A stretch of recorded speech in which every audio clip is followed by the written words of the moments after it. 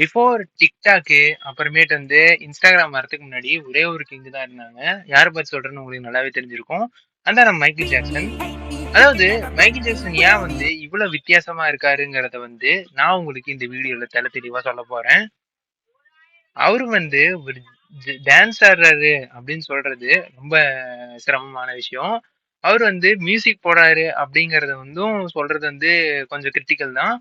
அவருக்கு வந்து மிகப்பெரிய மக்கள் பின்னாடி இருக்காங்க, அவர் பெரிய ஃபேன் பேஸே இருக்கு அப்படின்னு சொல்றதும் ஒரு சிரமம் தான். இதெல்லாம் எதனால அப்படின்னு பாத்தீங்க அப்படின்னா, அவர் வந்து அந்த தொழில் மேல வச்சிருக்க மரியாதையும் ஈடுபாடும். எல்லாருமே பிராக்டிஸ் வந்து பண்ணுவாங்க டான்ஸ் ஆடுறதுக்கு. ஆனா வந்து இவரு மட்டும்தான் ஒரு பெர்ஃபெக்ஷனை கொண்டு வந்தாரு. இவர் வந்து ஒரே மூவ் வந்து அகைன் அகைன் ரிப்பீட் பண்ணி அதை எப்படி நம்மள பார்க்க வைப்பாரு அப்படின்னா, இதெல்லாம் பண்றது ஒரு மிகப்பெரிய கஷ்டம் அப்படிங்கிற மாதிரி நம்மள நினைக்கிற அளவுக்கு அவர் அந்த மாதிரி ஒரு பிராக்டிஸ் பண்ணுவாரு. அவர்கிட்ட வந்து கிரேட் ஸ்மூத்னஸ் இருக்கும், மேஜிக் இருக்கும், டைமிங் இருக்கும்.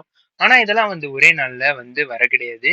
பீப்புள் நம்ம எல்லாருமே என்ன பண்ணுவோம் அப்படின்னா, அவரோட மூன் வாக் வந்து பார்த்திருப்போம். ஆனா வந்து அதுக்கு பின்னாடி இருக்கிற வலியும் வேதனையும் மிக பெருசு. அது வந்து அவரு மட்டும்தான் அதை அனுபவிச்சிருப்பாரு. எல்லாருமே நம்ம பாடியை வந்து எப்படி ட்ரெயின் பண்ணுவோம், சாதாரணமா இருப்போம். ஆனா அவர் என்ன பண்ணாரு அப்படின்னா, அத்லெட் எப்படி ட்ரெயின் பண்ணுவாங்களோ அந்த மாதிரி ட்ரெயின் பண்ணியிருப்பாரு. அவர் வந்து மியூசிக் எப்படி படிச்சாரு அப்படின்னா, சயின்டிஸ்ட் மாதிரி படிக்க ஆரம்பிச்சாரு.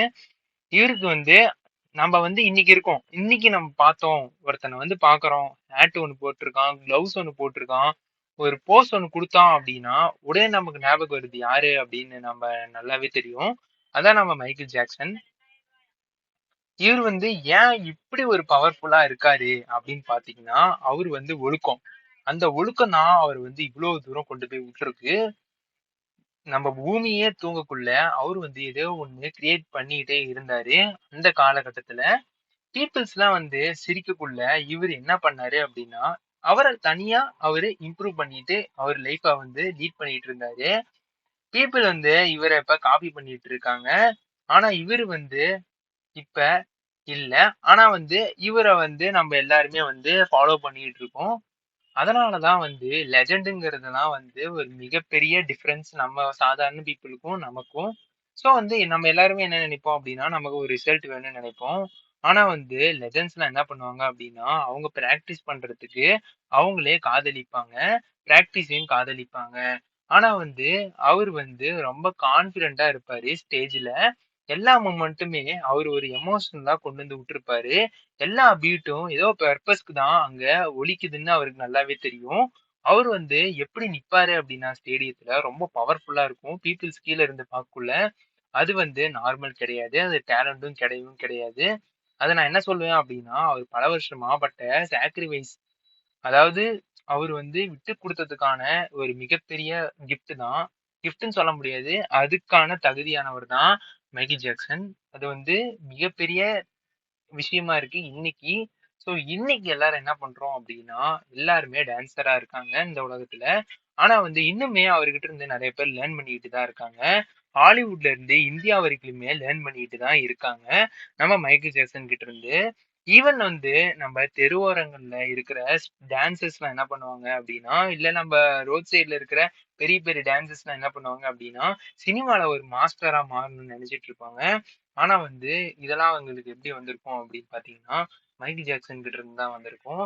ஈவன் வந்து பிரபுதேவா கூட, பிரபுதேவா வந்து மைக்கேல் ஜாக்சன் வந்து இன்ஸ்பயர் பண்ணி தான் ஒரு ஸ்டைலையும் ஒரு எனர்ஜியும் கொண்டு வந்திருப்பாரு. ஆனா இந்த வீடியோல வந்து பிக்கெஸ்ட் லெசன் வந்து நம்ம வந்து மைக்கேல் ஜாக்சன் கிட்ட இருந்து என்ன கத்துக்கலாம் அப்படின்னு நீங்க ஆழ்ந்து என்ன கேட்டீங்க அப்படின்னா, நீங்க வந்து எல்லாரும் மாரி இருக்கிறதுக்கு விட்டுருங்க. எல்லாரும் மாரியும் எல்லாருமே இருக்கலாம். ஆனா வந்து நீங்க புதுசா ஏதோ ஒண்ணு உருவாக்கிட்டீங்க. அத வந்து பீப்பிளால மறுக்கவே முடியல அப்படிங்கிற ஒரு கட்டத்துல நீங்க இருக்கீங்க அப்படின்னா, அதுதான் வந்து இன்னைக்கான யூனிக் ஸ்டைலா இருக்க போது. இன்னைக்கும் எனர்ஜியாவும் இருக்க போது இந்த உலகத்துல.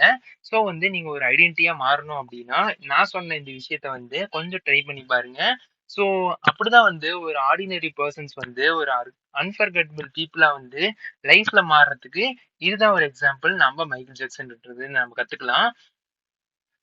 அதனாலதான் எல்லாருமே இந்த வேர்ல்டு என்ன அவரை கூப்பிடுது அப்படின்னா, த கிங் ஆஃப் பாப் அப்படின்னு கூப்பிடுது. சோ வந்து இதுதான் இந்த வீடியோல நான் உங்ககிட்ட சொல்லணும்னு நினைச்சேன்.